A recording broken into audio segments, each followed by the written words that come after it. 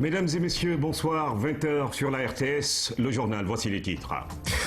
À la une de l'actualité, une bien vieille maladie contagieuse, la tuberculose, près de 100 ans après la découverte du bacille de Koch. Le microbe court toujours dans certains endroits du monde. Au Sénégal, les moyens de dépistage et de guérison ont fait baisser les taux. Demain est célébrée la journée mondiale de lutte contre la tuberculose. Le docteur Marissar, coordonnateur du programme national, est notre invité. Une première en Afrique de l'Ouest, une épidémie de fièvre Ebola a fait son apparition en Guinée et plus de 80 victimes. Le virus à l'origine de cette fièvre hémorragique et un des plus contagieux et les plus dangereux pour l'homme. La maladie est signalée dans la capitale. Un élève qui poignarde son professeur en plein cours, un professeur qui insulte ses élèves. Les relations et les professeurs prennent une tournure alarmante. La cohabitation devient difficile, dégradation des mœurs, manque de respect ou d'éducation. Le milieu scolaire sombre-t-il dans l'invective et la violence? Réponse dans le dossier du jour. À la découverte de l'île au fanal Dionewar et son emblème, ses pêcheurs et ses rites Nyomika. Également à la une de cette édition, voyage en pirogue au cœur du Saloum avec Ibrahima Norga. Mesdames, Messieurs, bienvenue et bonsoir. Le bâtiment de protection et de commandement Mistral de la Marine française a accosté ce samedi au port de Dakar. Il participe à l'opération Corrimb dans le golfe de Guinée dans le cadre de la mission Jeanne d'Arc 2014. La venue de cet énorme navire va profiter aux forces armées sénégalaises qui vont échanger des expériences avec les militaires français. Notre reporter Wali Gueye a visité le majestueux bateau. Suivons son reportage. Ce vaisseau est énorme. D'une longueur de 200 mètres, il est large de 32 mètres. Avec sa hauteur de 57 mètres, il pèse 22 000 tonnes et est formé de 10 étages, ce qui lui permet de mener des opérations d'envergure. Ce bateau est un bateau de commandement, donc il a une grande zone à l'intérieur du bateau qui est câblée sur des antennes, et après avec ces antennes on peut parler avec des autorités à terre, qu'elles soient de l'OTAN, qu'elles soient françaises, qu'elles soient de l'armée de l'air, de l'armée de terre, de la marine. Donc on arrive à parler avec tous nos alliés dans tous les domaines, et l'idée est d'être capable de commander à partir de ce bateau, donc à partir de la mer, ce qui est intéressant parce que c'est un espace libre de circulation, de commander à partir de la mer donc une opération qui est une opération soit complètement maritime ou aéronavale, soit une opération de la mer vers la terre. Voilà. Le bâtiment Mistral conduit des opérations militaires, des actions de coopération bilatérale dans le cadre de la mission Jeanne d'Arc 2014.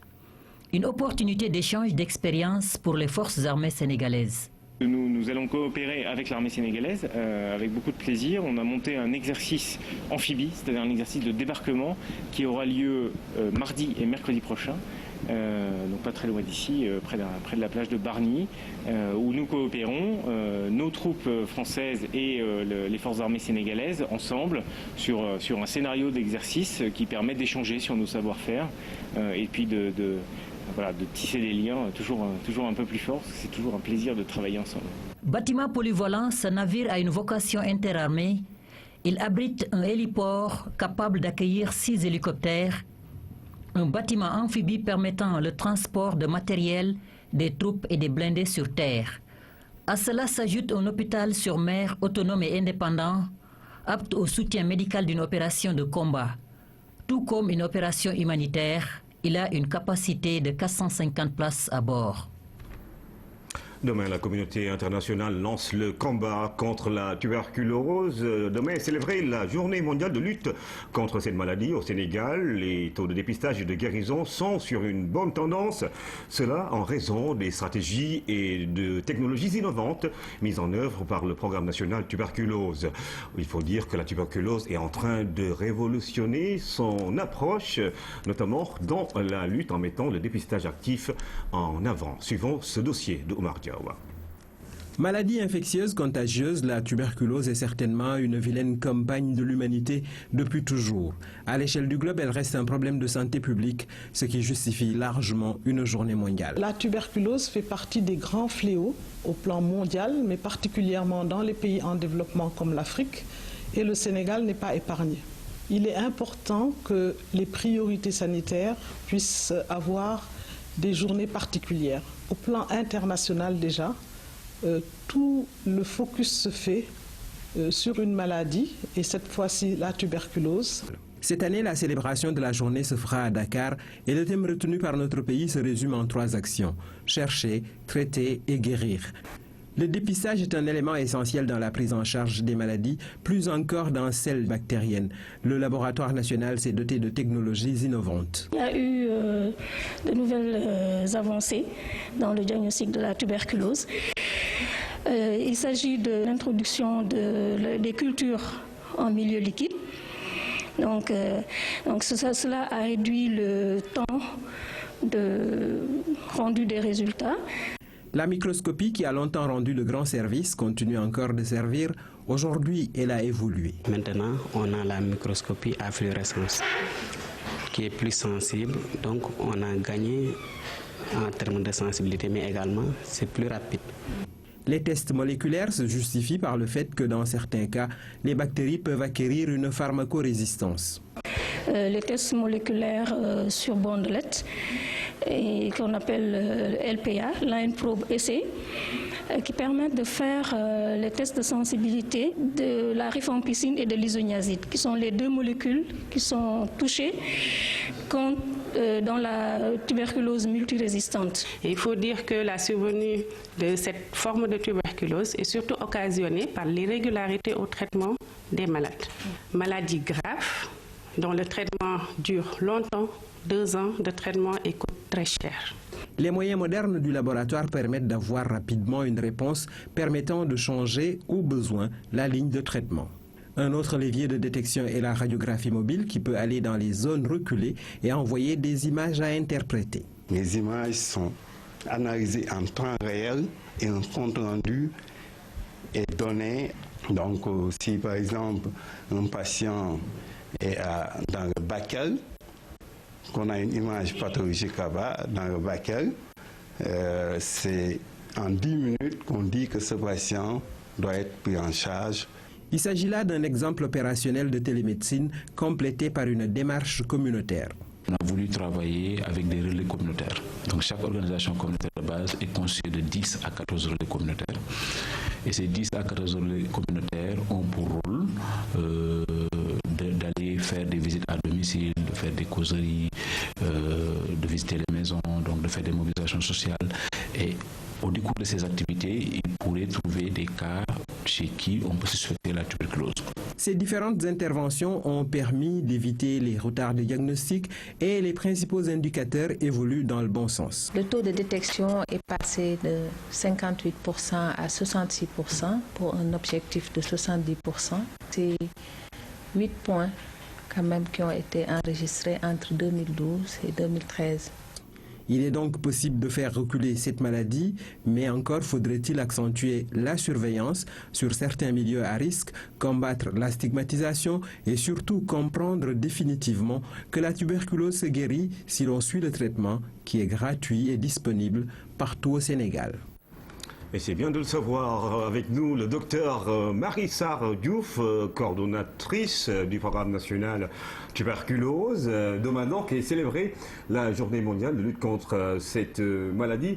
Au Sénégal, les choses semblent se présenter plutôt bien. Quels sont justement les indicateurs actuellement? Voilà, merci M. Diédiou. Je pense que la dynamique des indicateurs est très bonne actuellement. Vous savez que la tuberculose est un objectif du millénaire pour le développement, raison pour laquelle le ministre de la Santé, le professeur Eva Marie Coll, accorde une importance capitale à cette maladie. Je crois qu'au-delà de ça aussi, tous les indicateurs sont en train quand même d'être améliorés par rapport aux années passées. Alors, qu'est-ce qui a favorisé justement la réduction du taux au Sénégal ? On parle d'une démarche innovante, avec une approche révolutionnaire. Qu'est-ce qui fait justement le secret? Nous avons eu un renforcement des stratégies. Il y a eu d'abord les interventions communautaires avec la société civile. Donc depuis 2012, Plan et 7 ONG sous-récipiendaires sont en train de délivrer des paquets de services communautaires au niveau des quartiers, en orientant tous les tousseurs chroniques vers les structures de santé. Et en recherchant également les perdus de vue. Outre cela, nous avons une approche complémentaire qui est une approche active qui vient donc un peu renforcer ce qu'on fait dans les structures de santé où la radio mobile a la possibilité de se déplacer dans les zones les plus périphériques, aller vers les populations et leur faciliter le dépistage. Je crois que cette radio a eu à faire beaucoup de régions, beaucoup de départements, et nous avons vu que des cas insoupçonnés au niveau des populations ont été finalement identifiés. Alors, toute personne qui tousse pendant combien de temps est atteinte justement par cette maladie? En général, le message qu'on donne souvent, c'est que chaque fois qu'on a une toux qui dure plus de 15 jours, il faudrait que la personne pense à la tuberculose. Bien sûr, ce n'est pas le seul symptôme. Il y a d'autres symptômes comme l'amaigrissement, comme les crachats qui sont émoutiques, comme la fièvre, les sueurs nocturnes. Mais ce qui est important ici, c'est de chercher la tuberculose. Et on va chercher la tuberculose partout, chez les groupes vulnérables, parce que aussi, il faut qu'on dise aux populations qu'il y a des groupes vulnérables. Si vous voyez les personnes vivant avec le VIH, c'est un groupe vulnérable. Il faut chercher la tuberculose à ce niveau. Il faut également chercher la tuberculose chez les diabétiques. Il faut chercher la tuberculose chez les tabagiques chroniques, chez les alcooliques. Tous les gens, même chez les femmes qui font le khessal, il faut chercher la tuberculose là-bas. Et quand on va chercher, il faut qu'on les traite. Il ne faut pas que les malades abandonnent le traitement en plein chemin, parce que ça ne favorise pas la guérison et on va tout droit à la résistance. Ah, je tousse depuis 3 jours, j'espère que j'ai pas... Non, ça c'est une toux aiguë. Il faut attendre jusqu'à ce que cette toux dépasse au moins 15 jours. Alors le slogan justement, c'est quoi? Chercher, traiter et guérir. Et si vous voyez, le slogan nous ramène un peu aux indicateurs OMD. Il faut vraiment détecter 70% des cas attendus. Nous en sommes à 66%. Il faut guérir 85% des cas attendus. Donc des cas qui sont dépistés. Donc nous en sommes à 84%. Donc les écarts sont encore là, mais ils se réduisent d'année en année. Et je crois que ça, c'est quand même une bonne évolution. Alors le thème de cette année, c'est atteindre toute la communauté. Oui. J'espère que l'objectif sera atteint.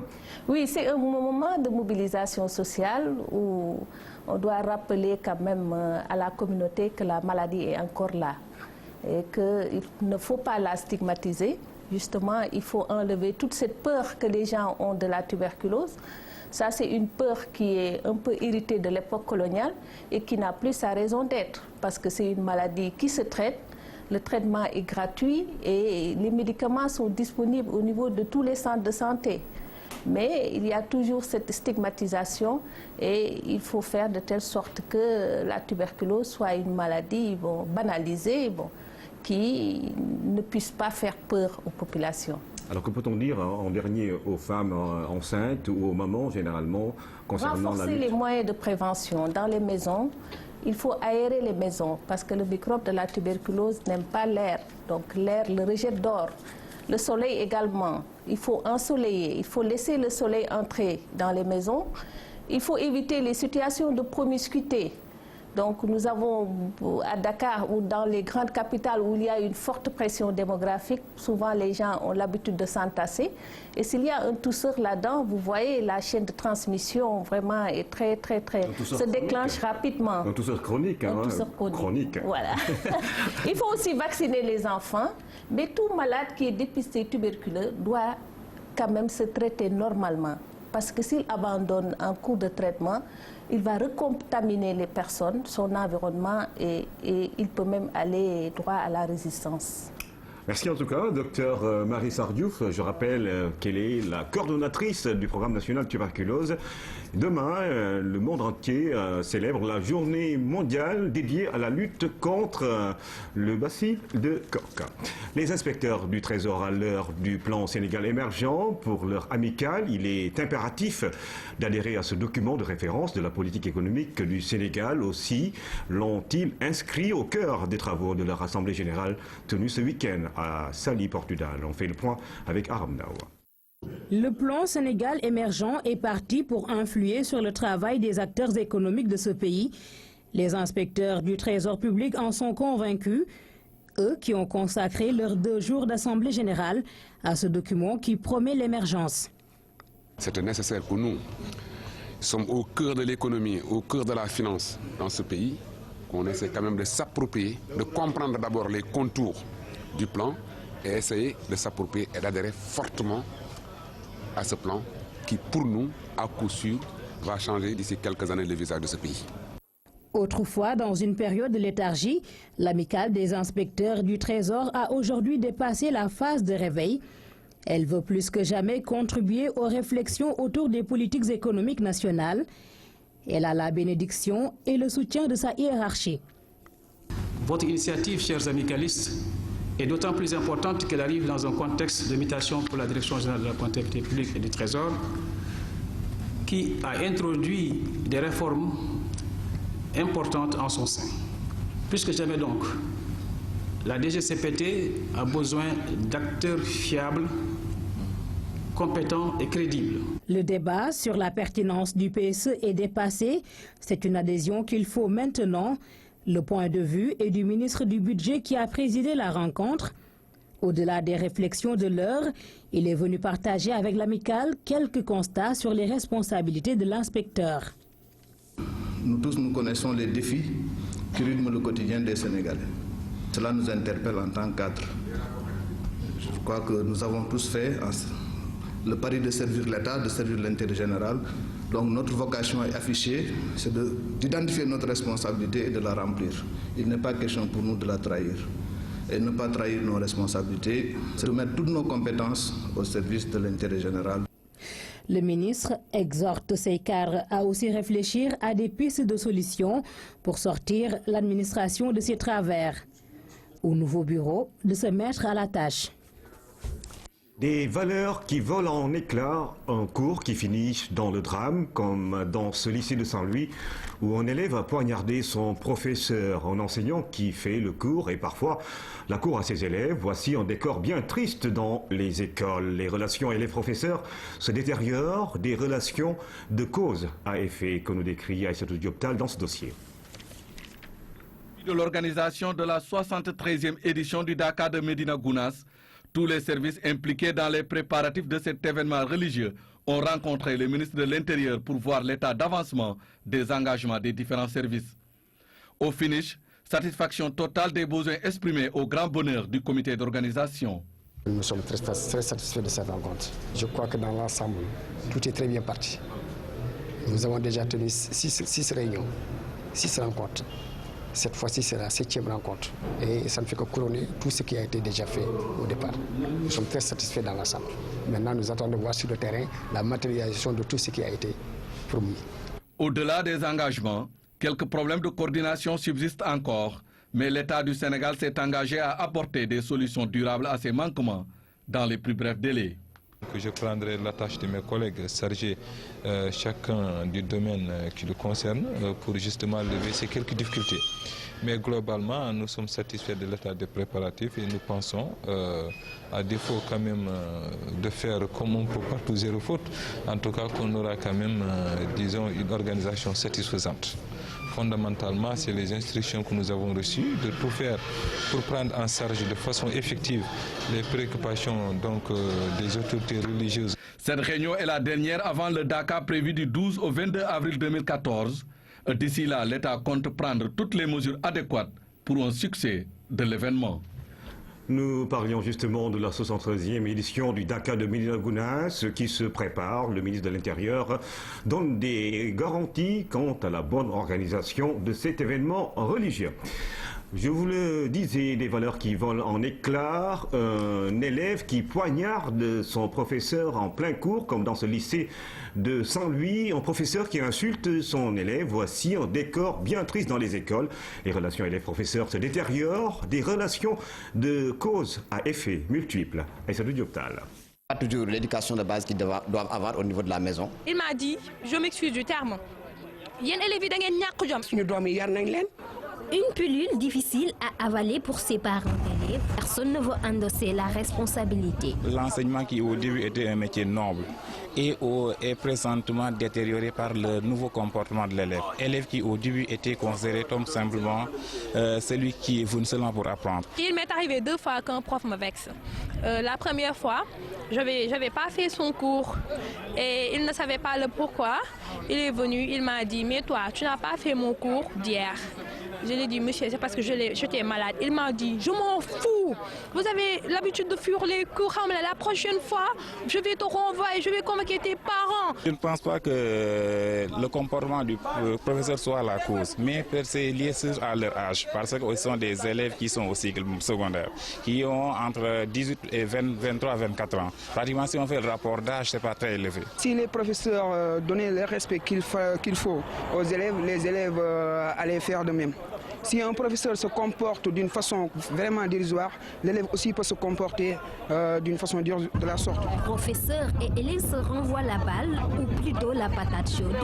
Ici, difficile de savoir qui est responsable. Les élèves n'ont pas toujours l'éducation de base qu'ils doivent avoir au niveau de la maison. C'est ce qui va se ressentir au niveau des établissements.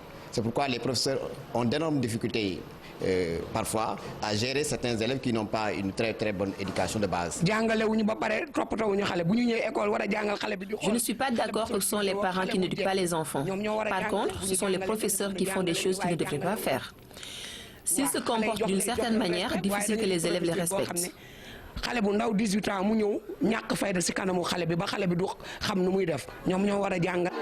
que le phénomène ait fini de gagner le milieu scolaire, certains établissements sont encore à l'abri. C'est le cas ici au collège Chérif Abdoulaye Tchaoulaye situé à Malika. Dans cette école, les règles du jeu sont connues de tous et appliquées par tous. Pas de relation suspecte. Je parle avec mes professeurs. Je sais que je n'ai plus de mots à dire. Je préfère garder le silence parce qu'on dit que s'il n'y a plus de mots à dire, ne cherche ni à parler ni à faire rien du tout. Parce que le silence aussi a sa propre éloquence. Je dis Alhamdulillah Rabbil Alamin parce que les rapports que j'ai eu avec mes élèves, je n'ai jamais eu un problème entre élèves et professeurs, honnêtement. Quand on parle d'enfants, souvent c'est toujours des problèmes à gérer. Mais souvent ils sont compréhensifs aussi. On les appelle, on les conseille et pour la plupart des cas, ils suivent nos conseils. En dépit de cette réalité qui s'apparente à une perte de valeur, l'éthique et la déontologie sont toujours de rigueur chez certains acteurs. Les élèves aussi doivent être conscients qu'ils sont là pour étudier et non pas pour charmer ou chamailler les professeurs, chamailler avec les professeurs. L'enseignement, c'est un bonheur. Ça, quoi qu'on puisse dire, c'est un bonheur. On y rencontre des gens qui sont... Parce que avoir un impact positif sur la vie de quelqu'un, c'est extraordinaire. On doit les respecter parce que c'est eux qui nous inculquent le savoir. Pour certains spécialistes de la question, le phénomène résulte de l'évolution sociétale. Il est beaucoup plus complexe qu'il n'y paraît. Il y a, comme je vous l'ai dit, un ensemble d'éléments qui sont en train de voler en éclats. C'est-à-dire les valeurs de base qui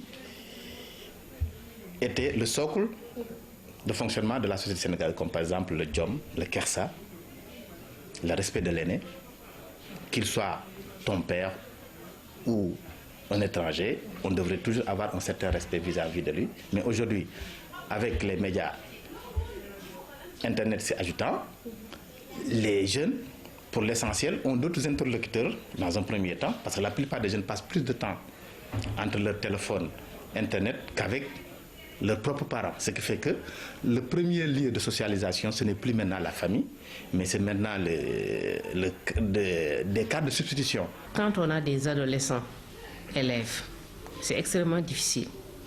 Parce que les adolescents, surtout les adolescentes, à un moment donné, elles sont en train de tester leur capacité de séduction. Alors, bon, le jeune maître, ou le jeune professeur en tout cas, qui ne se contrôle pas, et tombe dans la séduction. Et je crois qu'aussi, l'absence, la disparition des rites d'initiation joue un peu. Signe des temps, crise d'adolescence, perte de repères et de valeurs, démission des parents ou irresponsabilité de certains enseignants. En tout état de cause, la situation devient de plus en plus inquiétante. Le changement des comportements et des attitudes s'avère impératif pour un retour à l'orthodoxie. Cet audio-optal CRD sur le Gamou de Diacksao, autorités religieuses et administratives se sont réunies en vue de préparer cet événement religieux. Le reportage est signé Sahelinko Sisterhall. La gouvernance de Thiès a servi de cadre pour abriter ce conseil régional de développement en CRD dont l'objectif est d'aider les autorités religieuses à réussir le pari de l'organisation. Plusieurs secteurs ont été passés au peigne fin. Au terme donc de cette rencontre, je pense que nous sommes tous animés du désir de relever donc, tous les défis liés à l'organisation à côté du marabout. Et nous pensons que l'ensemble des mesures adéquates ont été prises sur l'instruction du ministre de l'Intérieur qui nous a relayé les instructions de Madame le Premier ministre et du Président de la République. L'événement religieux coïncide avec les préparatifs du 4 avril. Toutefois, les dispositions sont prises pour un bon gamou. Il ne fait pas de doute que l'ensemble des mesures prises, arrêtées aujourd'hui, seront exécutées à la satisfaction des autorités religieuses. Je pense que la préparation est bien lancée et les derniers moments verront un peu l'accélération du rythme. Les autorités religieuses ont salué la diligence du gouvernement avant de formuler des prières pour un Sénégal de paix et de concorde. En Guinée, l'épidémie de fièvre Ebola atteint la capitale. Les populations craignent la propagation du virus qui a déjà fait des dizaines de morts. C'est la première fois qu'une épidémie d'Ebola se déclare en Afrique de l'Ouest. C'est l'un des virus les plus contagieux et mortels pour l'homme. Selon l'Organisation mondiale de la santé, l'Ebola tue entre 25 et 90% des personnes infectées. Cette épidémie de fièvre virale sévit dans le sud de la Guinée depuis janvier. Face à ce fléau, les habitants de cette région forestière sont impuissants et craignent sa propagation. J'attire beaucoup l'attention du gouvernement à ceux qui nous viennent en aide. Il faut qu'on aide la Guinée forestière. Vous savez que la Guinée forestière, c'est le grenier de la Guinée. Et quand les braves populations qui sont là-bas, qui nourrissent de la Guinée, sont en train de tomber dans des maladies de ces gens, vraiment ça fait beaucoup inquiéter. Le virus se transmet à l'homme à partir des animaux sauvages et se propage ensuite dans les populations par transmission interhumaine, soit par contact direct avec les liquides organiques contaminés, sang, sperme, excrétion, sueur et salive, ou par contact avec une personne décédée. La maladie se manifeste par une poussée de fièvre, suivie de diarrhée, de vomissements et parfois d'éruptions cutanées. Pour le moment, il n'existe aucun traitement ni vaccin spécifique. Médecins sans frontières a annoncé ce samedi le lancement d'une intervention d'urgence en Guinée. 24 docteurs, infirmiers, logisticiens et spécialistes de l'assainissement sont déjà arrivés sur place. Une équipe qui devrait être renforcée dans les prochains jours. Une actualité que suivent sans doute nos confrères de Jeune Afrique. Le magazine Souffle ses 50 bougies. Le magazine d'information politique du continent africain a fêté l'événement avec l'ensemble de ses collaborateurs d'hier et d'aujourd'hui, en cinquantenaire dans un contexte assez particulier. Plus d'un demi-siècle que Jeune Afrique accompagne l'histoire d'un continent. Pour fêter cet anniversaire, l'hebdomadaire panafricain et francophone a publié un document, un véritable livre d'histoire. C'est raconter 50 ans d'histoire de l'Afrique à travers les couvertures de Jeune Afrique. Il se trouve que Jeune Afrique est né en 1960.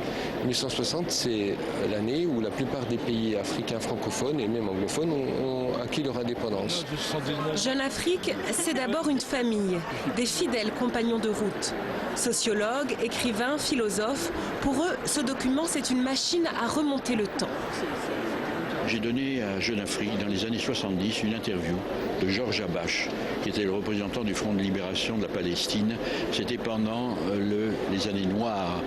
Et quand je lui ai demandé qui il était, il m'a répondu « Je suis palestinien, marxiste et chrétien ». Je me suis retrouvée en train de faire le portrait de Kadhafi, le portrait dessiné. Il a posé pour moi à peu près une demi-heure. Ça, je peux vous dire que j'en ai un souvenir absolument certain parce que j'avais dans le dos les Amazones qui me pointaient leur Kalachnikov. Muammar Kadhafi, des grandes espérances à la chute tragique. Fondé en 1960 par Béchir Ben Yamed, le magazine d'abord baptisé Afrique Action s'intéresse aux bouleversements politiques en Afrique et dans le reste du monde. En 61, un article de Jean-Paul Sartre. Dans les années 90, un sujet tabou, l'homosexualité. Et toujours le souci d'être au plus près de son lectorat sur le continent. Il n'y avait pas une presse qui exprimait l'opinion du continent africain. Il n'y en avait pas. il y avait une absence totale. Les lecteurs africains, les lecteurs des îles, ce qu'on appelle les îles, les Caraïbes, là, c'était comme des poussières, quoi. Mais Jeune Afrique va finir par leur donner la parole. Aujourd'hui, Jeune Afrique continue sa route avec de nouvelles plumes et de nouveaux visages. Côté lecteur, la relève est déjà là. 50 ans, Jeune Afrique a bien grandi. 14e journée de Ligue 1, nous parlons de sport. Le port autonome de Dakar et Torekona de Mour ont fait match nul, 0 but partout. Dans l'autre rencontre, le Giraffe de Dakar et le Dakar University Club se sont quittés sur un score de 2 buts partout. Les deux rencontres se sont jouées au stade Demba Diop, Abdoulaziz Ban. Le champion de la phase allée se devait de confirmer son statut à l'entame de la manche retour. Face au Dakar University Club, les protégés d'Abdoulaye Sarr revenus de leur revers en Coupe de la Ligue à Diourbel ouvrent le score. 31e minute, Ibrahima Diop profite de cette mésentente dans la défense adverse.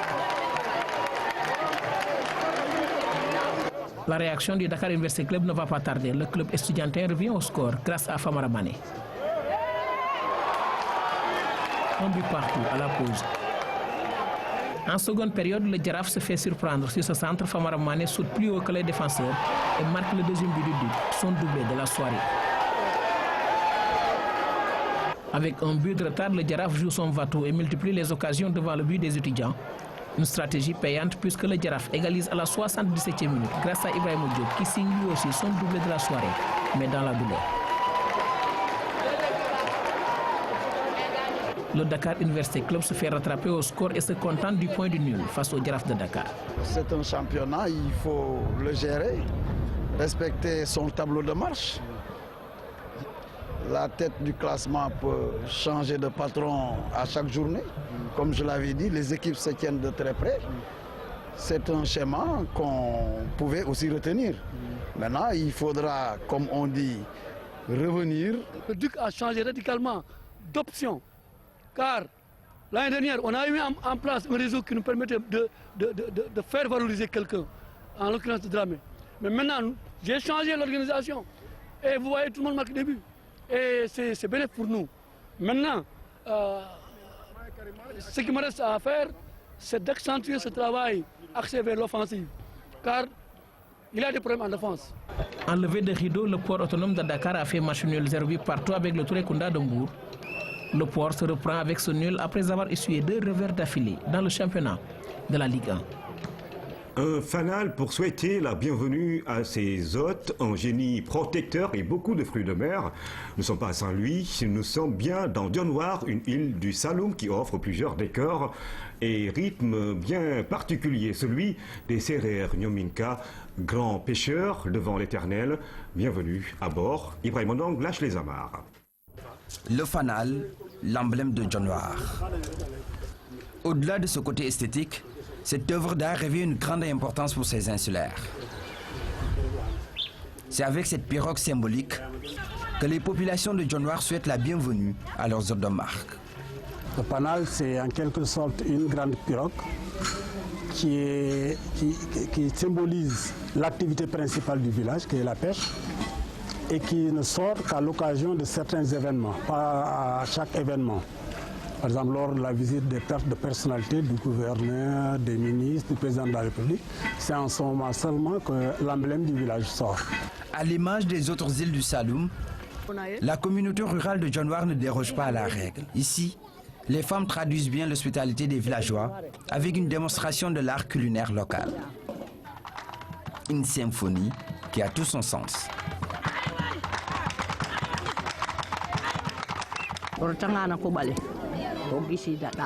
Tout ce que vous voyez ici, que ce soit du poisson séché ou autres fruits de mer, sont des produits autrefois utilisés par nos ancêtres. Par exemple, les arches au pagne en Wolof remplaçaient la viande et jusqu'à présent, on me préparait un bon plat avec cela, surtout quand on a un étranger à la maison. Dans ce milieu sérère, la pêche reste la principale activité du village. Les hommes passent le plus clair du temps à s'adonner à cette activité. Nous pratiquons la pêche artisanale. La pêche artisanale, actuellement, le poisson le plus préféré, c'est la sardine, comme le disent les Wolofs, on dit le yaboy. Ça nourrit tout le monde, ça nourrit tout le village, hommes et femmes, petits et grands. Et vraiment, on est très bien content, on est satisfait de cette activité qui est la pêche. À quelques pas de la plage se trouve l'atelier de fabrication des embarcations de John Noir. Passionné des pirogues, Ousmane Sarr pratique le métier de charpentier depuis plus de 4 décennies. Vraiment, c'est un travail rentable. Nous l'avons hérité de nos parents. Depuis tout petit, on observait nos parents faire ce travail comme les enfants qui sont ici autour de nous. Et c'est un métier que je pratique depuis 1968.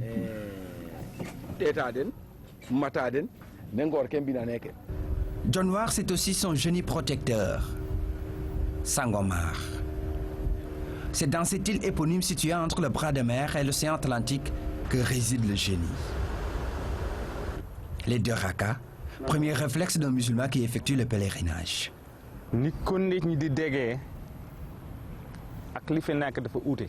On entend souvent des gens parler de Sangomar d'une manière qui n'est pas conforme à la réalité, alors que nous qui sommes gardiens de Sangomar, seules les pratiques autorisées par l'islam y sont faites.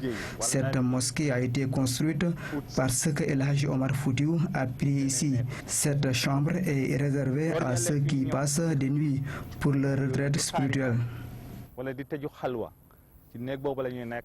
C'est dans cet arbre millénaire d'une circonférence de près de 30 mètres qu'habiterait le protecteur de John Noir. Malgré son pouvoir de protection, John Noir est aujourd'hui menacé. L'érosion marine dicte ça.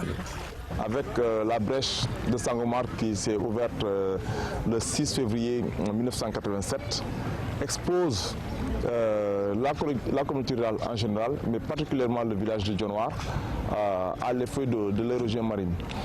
Ce qui veut dire que par endroit, on a perdu plus de 100 mètres de terre. Un autre point noir dans le village de John Noir, l'accès à l'eau potable. Ces puits secs en disent long. Notre principal problème dans ce village est l'accès à l'eau potable. Pour s'approvisionner en eau, il faut se lever au milieu de la nuit. C'est une situation très difficile pour les femmes de John Noir.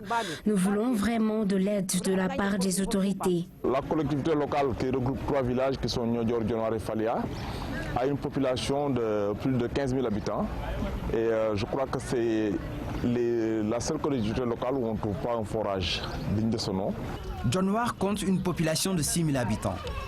Le village n'est pas loin de l'île de Niodior. Dans cette localité des Sierra Nyominka, même les tout petits montrent leur talent de pêcheurs. John Noir, un site à découvrir et c'est bien au Sénégal. Après ce journal, vous pourrez suivre notre magazine Recto Verso pour d'autres découvertes. Abdourahmane Koïta vous amène notamment dans les îles du Saloum, lourdement frappées par l'avancée de la mer, et une deuxième consacrée au maraîchage dans le bassin arachidier. Tous ces sujets à suivre dans Recto Verso. Mesdames, Messieurs, merci de suivre l'actualité tous les jours sur la première chaîne de télévision sénégalaise. Bonsoir à tous.